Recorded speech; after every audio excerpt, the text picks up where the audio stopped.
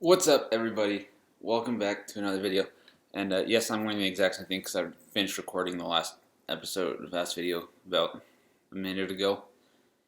So I am here with part two of my end of season predictions, and how I'm looking at what I have left. If I'm being ambitious, I want to get through every single award, including all NBA teams. But if I'm being honest, it's probably gonna only get me. It's like right before, like the awards, like you actually get awards for like MVP, Rookie of the Year, that type of stuff, and then all NBA teams will be the next one, and the playoffs will be the one after. So, but whatever it is, we'll see. So, before I get into it, please leave a like and subscribe if you enjoyed the video. If you didn't, you don't have to, and I failed. But if you did, it would mean the world if you subscribed, left a like. But yeah, I'm going to go ahead and get right into this because I've probably already wasted too much time.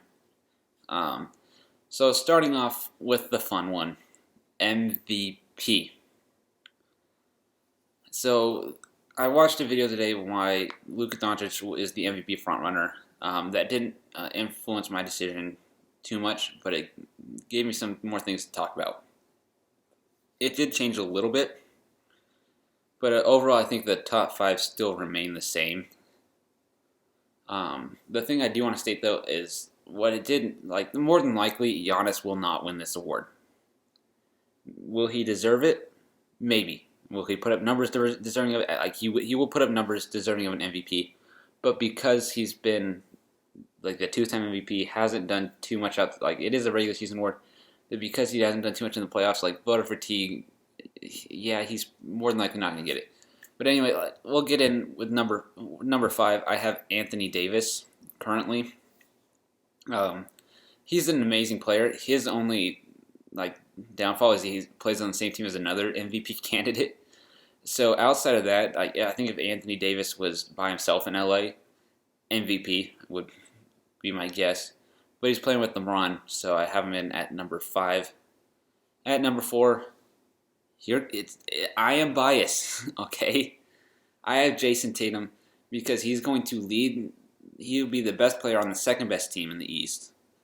Maybe one of the top players like overall in the East. Second best apparently is what I have him as, which I honestly think he could be. If everything goes right, he could be the second best player in the East at the end of the year. But overall, just because he's playing without Kemba, and is like the number one guy on this team without a doubt. I do have him coming in at number four. At number three, I do have Giannis because if he does post just absolutely absurd numbers, he will win it. Like it's happened before. With Bird did it. I think Kareem did it, if I'm not mistaken. And one more did it. Was it? It might have been Bill.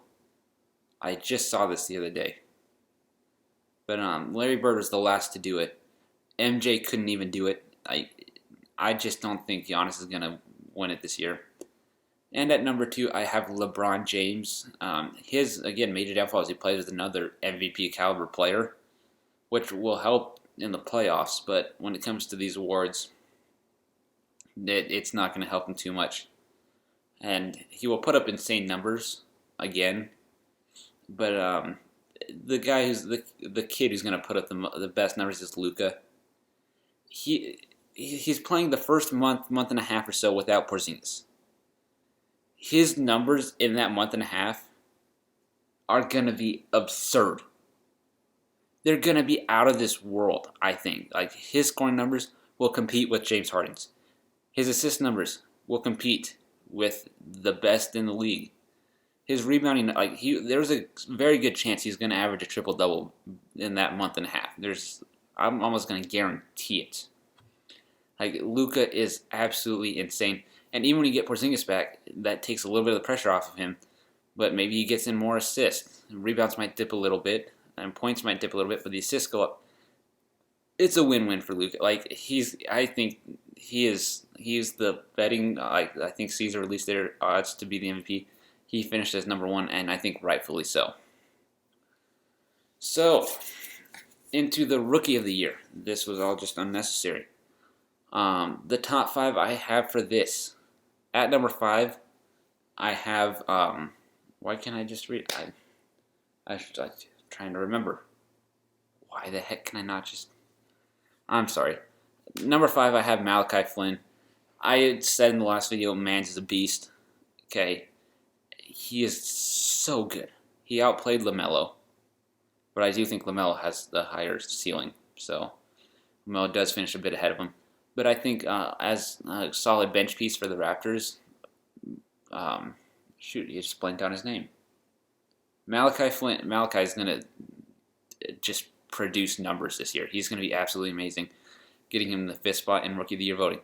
At number 4, I have Killian Hayes because his numbers will be a little bit boosted because he's playing on the Pistons. And as soon as they trade Rose and Balake, who's their best player? Killian. He might be their best player now. The Detroit Pistons are not in a good state, and I think Killian will get his numbers boosted a little bit by playing there. So he will finish 4th overall in Rookie of the Year. At number 3, I do have LaMelo Ball, just because he hasn't looked too good during the preseason. The ceiling is why he's this high. The potential for him to just kick it on when the regular season starts is the reason he's this high. But I have him at number 3 in my Rookie of the Year voting, mainly because these other two, the next two, will have a lot of. I think we'll see a lot of the floor.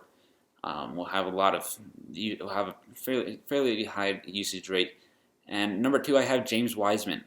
He was my number 1, and then I watched my current number 1 play, and I changed it. I think James Wiseman will absolutely benefit from having Steph Curry. I think this is the best center Curry has played with since Andrew Bogut, which is not an insult. Andrew Bogut was a very good center. But yeah, I think Wiseman will beast and feast. Maybe even prove to be the Warriors' second best player, maybe.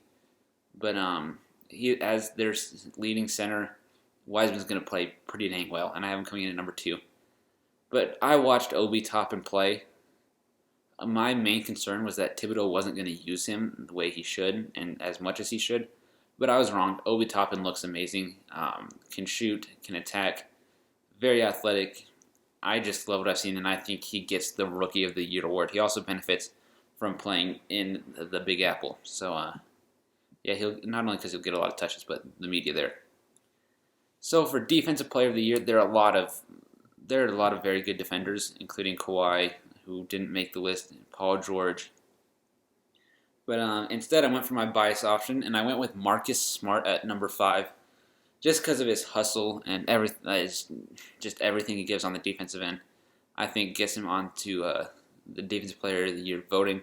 He did make the All-Defensive First Team last year, which is a step in the right direction. I think he starts getting a few votes for DPOY. At number 4, 4 through 1 are all over 6'10", and at number 4 is Ben Simmons. He is the best guard defender in the NBA, without a doubt in my mind. Next is Marcus Smart. But Ben Simmons, 6'10", long, big. He's just a beast. I don't know how else to say it. Ben Simmons is a defensive monster. But he comes in at number 4. At number 3, I have Giannis Antetokounmpo, and he is a great defender. But I just think these other two have better defensive seasons than Giannis does. Not necessarily overall seasons, but better defensive seasons. And number 2 is Rudy Gobert. I love the defense that Gobert provides.